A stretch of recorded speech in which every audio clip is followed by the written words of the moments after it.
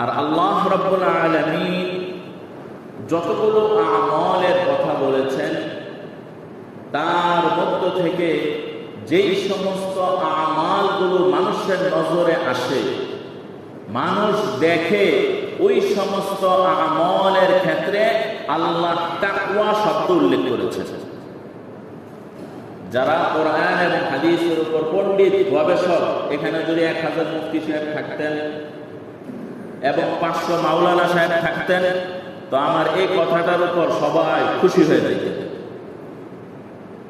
যে হুজুর এই কথাটা তো আমরা 22 বছর 30 বছর পড়ালেখা করেছি, এই কথাটা তো শুনি নাই, এই কথাটা ওইভাবে চিন্তা করি নাই, কিন্তু এটাই সত্য।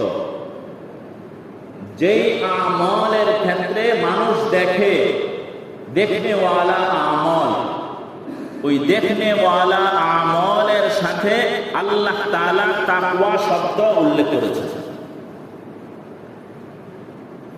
এর মধ্য থেকে ইসলামের 5টা রকমের দিকে যদি তাকাই,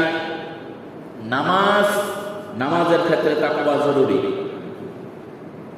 রোজা, এটার ক্ষেত্র তাকওয়া জরুরি। যাকাত, এটার ক্ষেত্র তাকওয়া জরুরি। হজ, এটার ক্ষেত্র তাকওয়া জরুরি। আর কালিমা প্রথম যে লা ইলাহা ইল্লাল্লাহ, এটার ক্ষেত্রে পুক্তা ঈমান, যেটা কেউ দেখে না, নিঃশর্তভাবে আল্লাহ সব আদেশ মাইনা নিলাম, এ হচ্ছে কালিমা।